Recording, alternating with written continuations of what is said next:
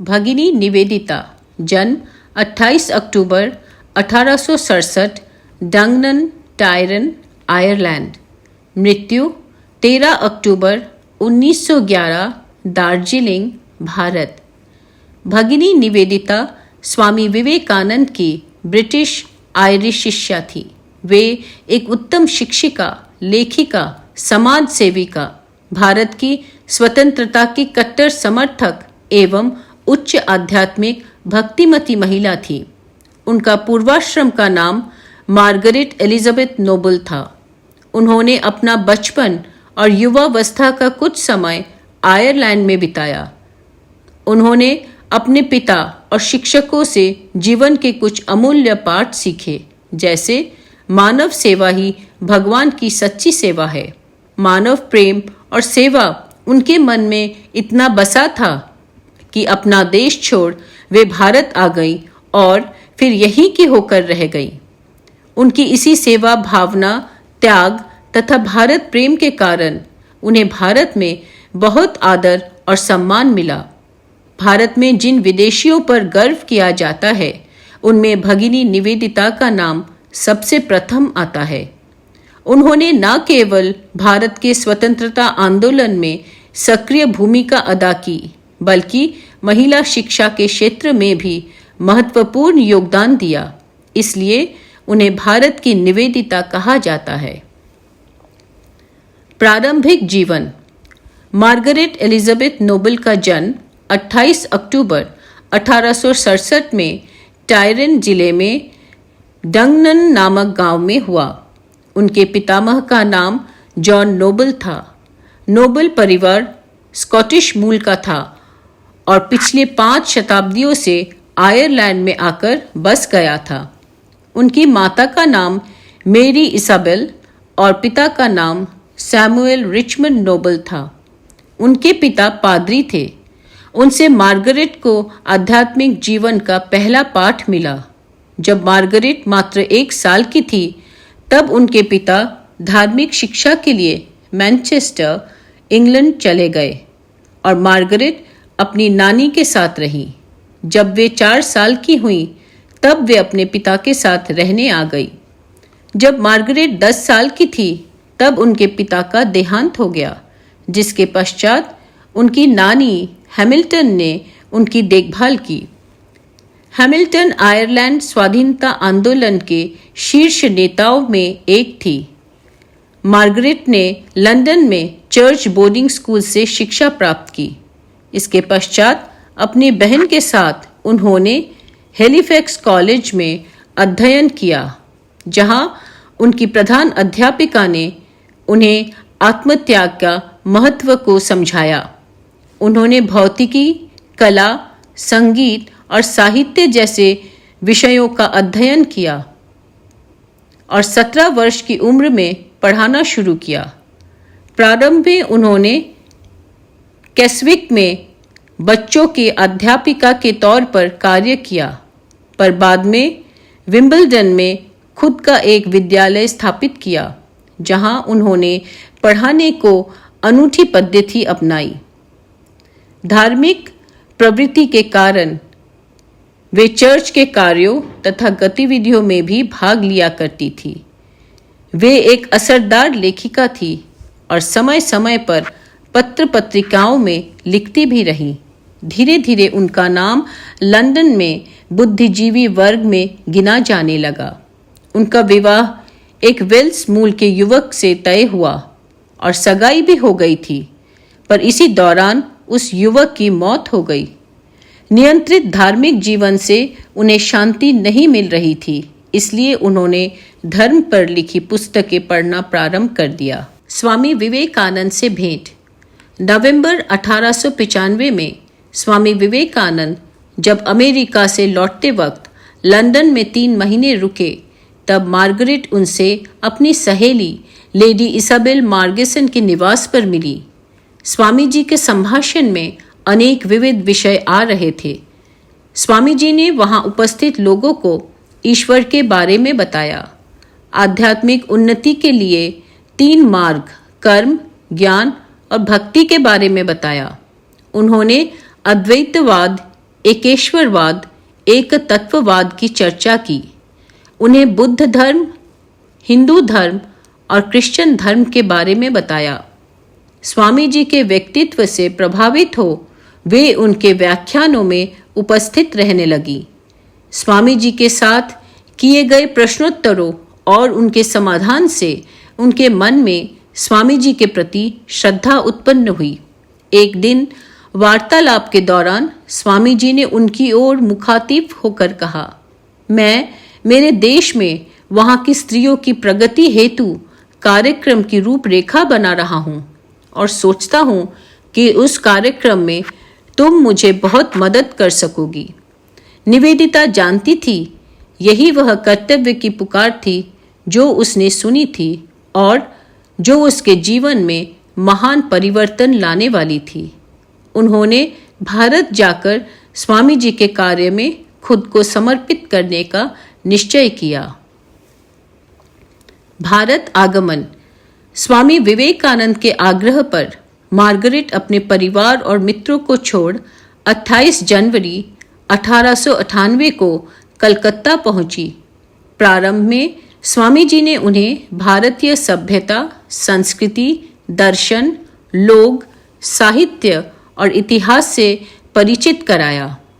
11 मार्च 1898 में उन्होंने एक सभा में कोलकाता वासियों को मार्गरेट का व्याख्यान सुनाकर उनका परिचय कराया। ब्रह्मचर्य। 25 मार्च 1898 के दिन मार्गरेट को स्वामी जी ने ब्रह्मचर्य दीक्षा प्रदान की और नया नाम दिया निवेदिता। इस प्रकार भगिनी निवेदिता किसी भी भारतीय पंथ को अपनाने वाली पहली पश्चिमी महिला हुई। भगिनी निवेदिता ने स्वामी जी के साथ अपने अनुभव अपनी पुस्तक the master as I saw him उसमें किया है। वे स्वामी जी की आध्यात्मिक पुत्री बनी। भविष्य में एक दिन स्वामी जी ने उन्हें श्रीमती औली बुल के साथ गौरिक वस्त्र भी दिया था। माताजी श्री शारदा देवी से भेंट। भारत आगमन के कुछ हफ्तों के अंदर ही 17 मार्च को भगिनी निवेदिता श्री रामकृष्ण परमहंस की धर्मपत्नी और आध्यात्मिक संगिनी माताजी श्री शारदा देवी से मिली। शारदा देवी ने बड़े स्नेह के साथ उन्हें बंगाली में खुकी छोटी बच्ची कहकर पुकारे। इसके बाद दोनों में आपसी प्रेम और श्रद्धा का जो संबंध स्थापित हुआ वह सन 1911 में निवेदिता की मृत्यु तक रहा। भगिनी निवेदिता के घर पर ही शारदा देवी का प्रथम फोटो लिया गया था। भारत भ्रमण। स्वामी विवेकानंद जोसेफिन मैक्लिओड और सारा बुल के साथ भगिनी निवेदिता ने कश्मीर समेत भारत के कई हिस्सों का भ्रमण किया और वहाँ के जनजीवन, इतिहास और संस्कृति को समझा। उन्होंने जागरूकता फैलाने और अपने कार्य में मदद के लिए अमेरिका का भी दौरा किया। मई 1898 में वे विवेकानंद के साथ हिमालय भ्रमण के लिए गईं। अल्मोड़ा में उन्होंने पहली बार ध्यान की कला को सीखा। अल्मोड़ा के बाद कश्मीर गई और फिर अमरनाथ को भी यात्रा की। सन 1811 में वे स्वामी विवेकानंद के साथ अमेरिका भी गईं। निस्वार्थ सेवा। स्वामी जी से दीक्षा ग्रहण करने के बाद वे उनकी शिष्या बनी और रामकृष्ण मिशन के सेवा कार्यों में लग गईं।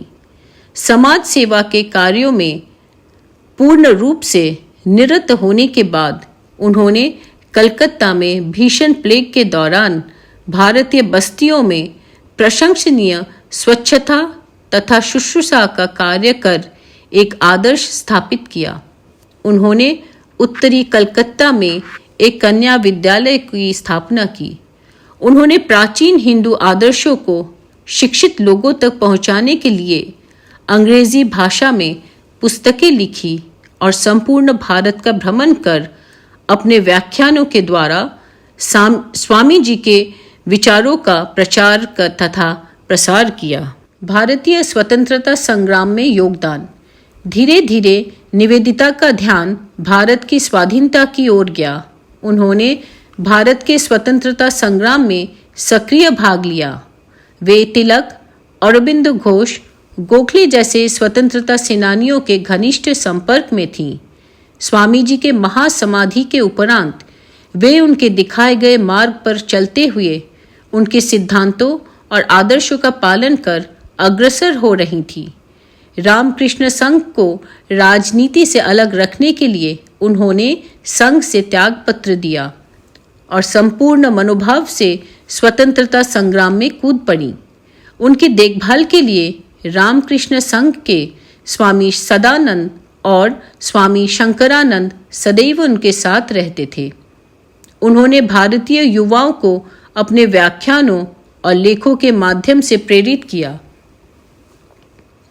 सन 1905 में राष्ट्रीय कांग्रेस के बनारस अधिवेशन में भी वे गईं और वहां उनकी भेंट तिलक के साथ साथ अन्य स्वतंत्रता सेनानियों से हुई।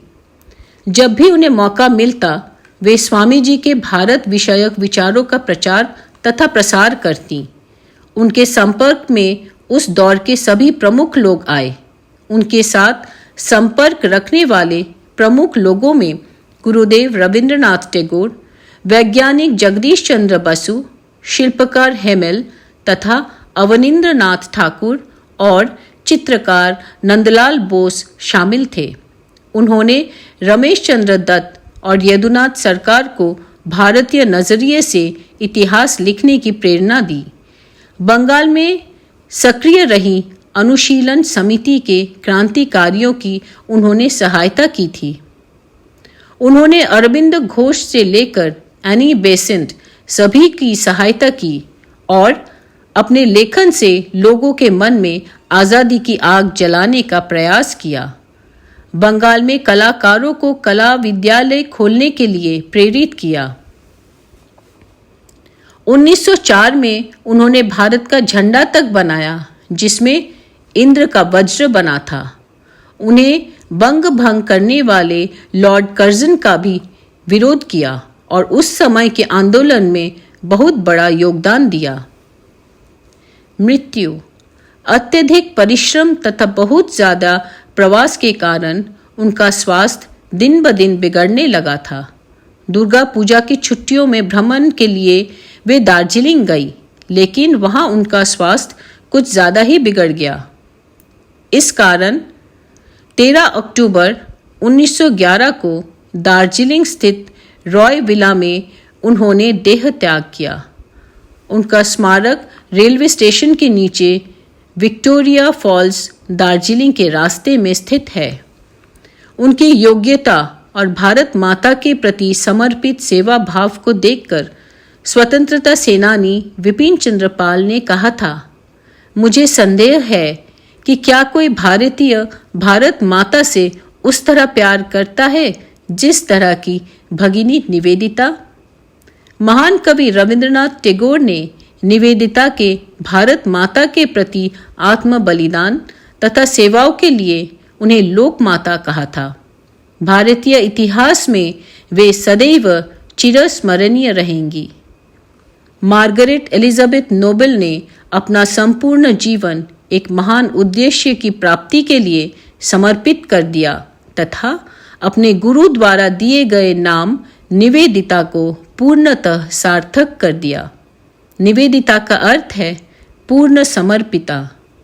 निवेदिता की राष्ट्रीयत्व की भावना, शिक्षणावृत्ति, प्रभावी वक्तृत्व, भारतीय संस्कृति की भाष्यकार, भारतीय राजकीय आंदोलन, स्वदेशी आंदोलन, बातचीत के माध्यम से जन जागृति, दूसरों को ग्रंथ लेखन में सहायता, युवा वर्ग पर सखोल प्रभाव, राष्ट्रीय शोभा यात्रा, राष्ट्रीय पुरस्कार तथा राष्ट्रीय प्रतीक ध्वज का निर्माण और भारतीय कला क्षेत्र में अवदान, इन सभी क्षेत्र में उनके कार्य के लिए उन्हें सदैव याद रखा जाएगा।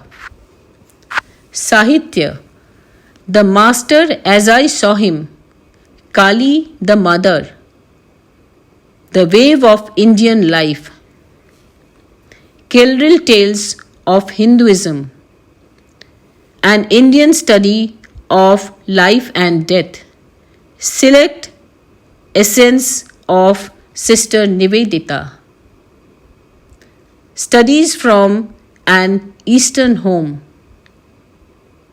Myths of Hindus and Buddhism, Footfalls of Indian History, Religion and Dharma, Civic and National Ideals. Nivedita Rachanavali 5 खंडों में बंगाली में शंकरी प्रसाद बसु द्वारा लिखित लोकमाता निवेदिता 4 खंडों में, निवेदिता के पत्र अंग्रेजी में 2 खंड।